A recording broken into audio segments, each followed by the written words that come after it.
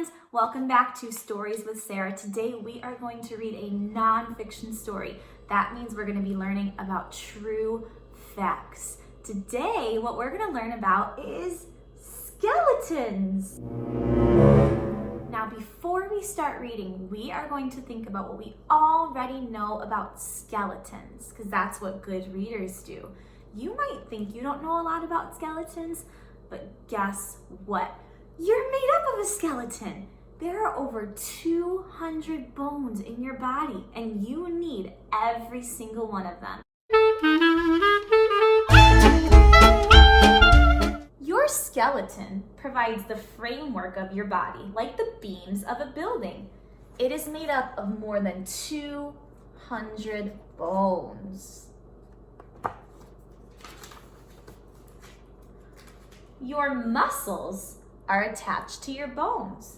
They work together to help you move.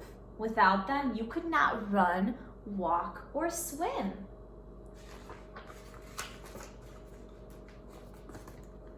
In a museum, you may see dry and white bones. Bones inside people, however, are moist and brownish or pink.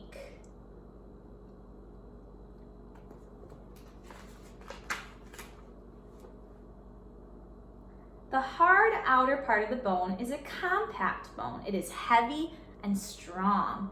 The inner part is the spongy bone. Like a sponge, it has lots of spaces, which makes bones fairly lightweight. Take your weight and divide by 5. That's about how much your skeleton weighs. So here's the compact bone, and inside is the spongy bone.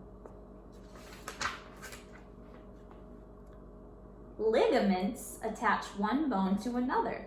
Bones connect at joints. This allows them to move.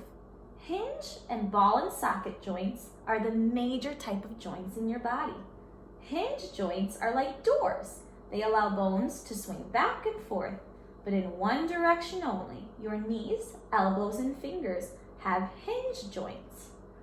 The elbow is a hinge joint. That's your elbow. Can you believe it? Hips and shoulders have ball and socket joints. The top end of the upper leg bone is rounded like a ball. It fits into a cup-shaped socket in your hip. This allows your leg to have a wider range of movement so you can run, swim, or even do a roundhouse kick. Is anyone in Taekwondo? Do you know how to do a roundhouse kick?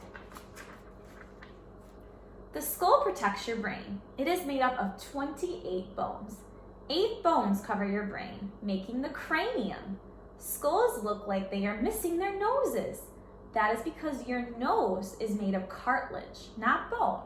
Cartilage is tissue that is softer and more flexible than bone. It also decomposes faster. So skulls that you see usually have a hole where the cartilage was.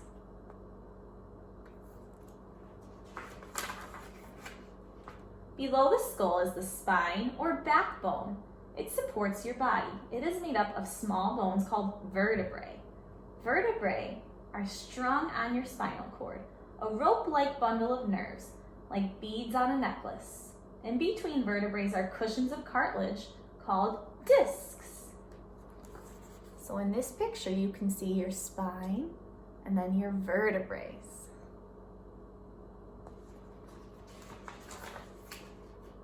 Your skeleton has 33 vertebrae. The lower ones form the sacrum and the tailbone. There is a bowl-shaped collection of bones between your hips called the bony pelvis. It protects the organs in your lower abdomen and pelvis.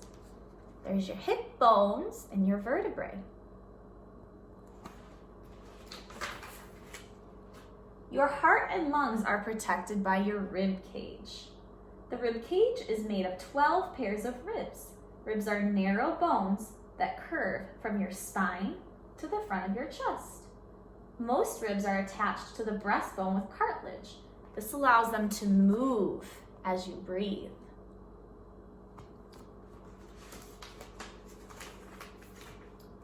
If you raise your arms, you are using your scapula. or your shoulder blades. Your scapula connects with your upper arm bone called the humerus. At the elbow, the humerus attaches to two bones, the radius and the ulna. They make up your forearm.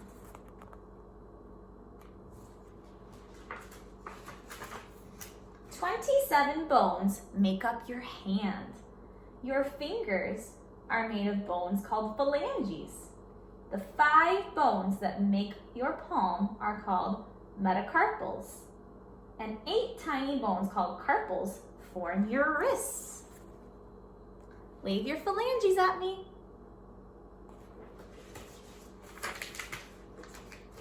The longest, heaviest, and strongest bone is the... Ooh, make a prediction. What do you think the strongest, heaviest, and longest bone in your body is? It is the thigh bone or femur. It has to be strong because it carries most of your weight when you are upright. The lower leg is made up of a thin bone called the fibula and another large bone also called the tibia. The tibia also carries much of your weight. Were you correct? Did you guess it right? Your thigh bone on your leg. Your kneecap is not connected directly to other bones. It is set inside a tendon. Tendons attach muscles to bones in many parts of your body. Your foot is made up of 26 small bones. Can you believe that there's 26 small bones in your foot? Like your fingers, the bones and toes are also called your phalanges. These phalanges are shock absorbers, which cushion the weight of your body at every step. They also help you balance when you move. So in this picture, that's your kneecap.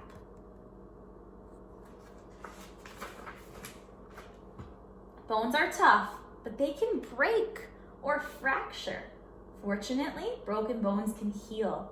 Take care of your body bones by eating healthy and exercising. Exercise helps build strong bones. As muscles pull on bones, the bones react by growing stronger. So to take care of your bones, keep them moving. If you take care of your bones, they'll take care of you. And here's our glossary. Our glossary shows the definition of some of those really big, tricky words in our story. Remember that a glossary is an awesome tool in our nonfiction stories. So this was Skeletons by Lilywood.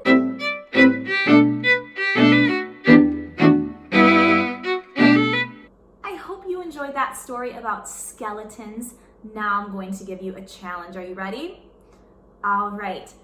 Main idea. Remember, main idea is what the story is mostly about. When we're hunting for the main idea, we can read the title, Skeletons. We can look at the picture on the front cover.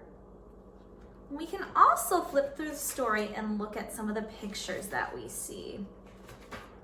I see kids swimming. I see bones. I see more bones.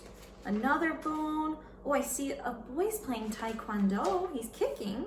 Maybe it's about taekwondo. Oh, I see more bones. I see more. Okay. So when I read this title, it says skeletons. I looked on my cover and I saw some bones or some skeletons. And then, even though I saw some pictures of kids swimming or a little boy doing taekwondo, most of the pictures in my story were of different kinds of skeletons and bones. I think the main idea is skeletons. Now, what your job is, I want you to tell me 3 key details. Remember that key details are just things that we learned in the story. So I'm going to flip back to my story and I'm going to tell you 3 things that I learned, and then you're going to tell someone next to you, or just say it in your head, one of your favorite things that you learned in this story. Okay? We learned all about cartilage. Your nose is made of cartilage. We also learned that our fingers are called phalanges. And we also learned that below your skull is your spine. So those are 3 key details, just things that we learned in the story. Okay, so now you're gonna tell someone next to you your favorite thing that you learned about skeleton. Ready, steady, go.